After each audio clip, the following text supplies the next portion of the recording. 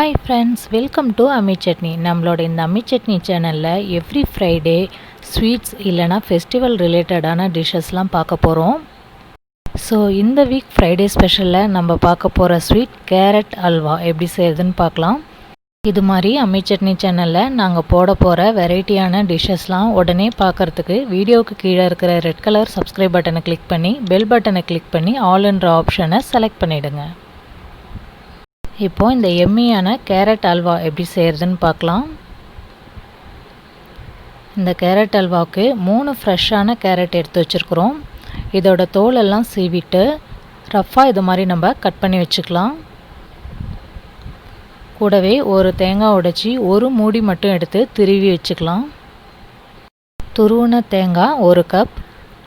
இப்போது கட் பண்ணி வச்சுருக்கிற கேரட்டெல்லாம் ஒரு குக்கரில் போட்டு இந்த கேரட்லாம் முழுகிற அளவுக்கு மட்டும் 1/2 கப் அளவுக்கு காய்ச்சின பால் சேர்த்து மூடி போட்டு 2 விசில் வர்ற வரைக்கும் நம்ம வேக வச்சிடலாம்.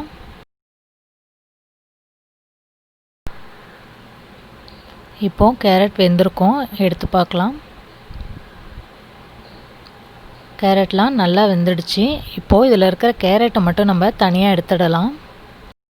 கேரட்டை துருவி அல்வா செய்யாமல் இது மாதிரி வேக வச்சு அதுக்கப்புறம் நம்ம அரைச்சி செஞ்சோம் அப்படின்னா அல்வா ரொம்பவே டேஸ்ட்டாக நல்லாயிருக்கும். இப்போ கேரட்லாம் எடுத்தாச்சு. 1 கப் அளவுக்கு துருவின தேங்காய் வச்சுருந்தோம், அதை இது மாதிரி பவுடர் பண்ணியிருக்கிறேன். இந்த தேங்காயில் தண்ணி சேர்க்காமல் கேரட் வேக வச்சுருந்த அந்த பாலை சேர்த்து மறுபடியும் நல்லா நைஸாக அரைச்சி எடுத்துக்கலாம். தேங்காவை இது மாதிரி நம்ம நல்லா நைஸாக அரைச்சி வச்சுக்கணும். இப்போ இது கூட நம்ம வேக வச்சுருந்த அந்த கேரட்டையும் சேர்த்து அரைச்சிக்கலாம். 3 கேரட்டுக்கு 1 கப் அளவுக்கு தேங்காய் துருவல் சேர்த்துருக்கோம், அதனால் டேஸ்ட் நல்லாயிருக்கும். இப்போ இது நல்லா அரைஞ்சிடுச்சு. இந்த அளவுக்கு நல்லா நைஸாக அரைச்சிக்கணும். அரைச்ச இந்த கேரட்டை வானலில் சேர்த்து மீடியம் ஃப்ளேமில் வச்சு நல்லா கலந்து விட்டுக்கலாம். கேரட் அல்வா கொஞ்சம் திக்காக வர வரைக்கும் நம்ம பொறுமையாக கிண்டி விட்டுட்டே இருக்கணும்.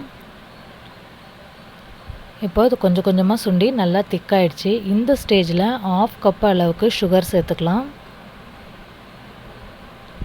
இப்போது நம்ம போட்டுக்கிற சுகர்லாம் கரைஞ்சி கொஞ்சம் தண்ணி விட்ட மாதிரி வரும். இதை மறுபடியும் நம்ம கிண்டி விட்டுட்டே இருக்கணும். இந்த கேரட் அல்வா செய்கிறது ரொம்பவே ஈஸி தான். தேங்காயும் சர்க்கரையும் இருந்தாலே போதும். கேரட் அல்வா ஈஸியாக ஒரு 20 மினிட்ஸில் நம்ம செஞ்சிடலாம். இப்போது கேரட் அல்வா கொஞ்சம் திக்காயிடுச்சு.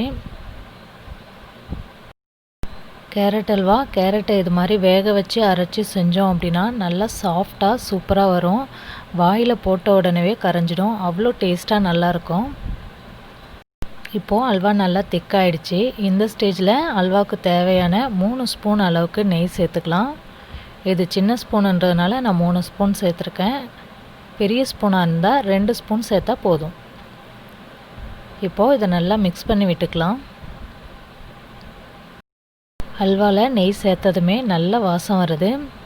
இப்போ அல்வா நெய்யெல்லாம் உறிஞ்சிக்கிட்டு நல்ல பதத்துக்கு வந்துடுச்சு. இந்த ஸ்டேஜில் நம்ம ஸ்டவ் ஆஃப் பண்ணிடலாம். இப்போ நமக்கு டெலிஷியஸான கேரட் அல்வா ரெடி ஆயிடுச்சு. இதில் கார்னிஷிங்காக கொஞ்சமாக ஆல்மண்ட்ஸ் போட்டு சர்வ் பண்ணலாம். இந்த வீக் ஃப்ரைடே ஸ்பெஷலில் கேரட் அல்வா எப்படி செய்யுதுன்னு பார்த்தோம்.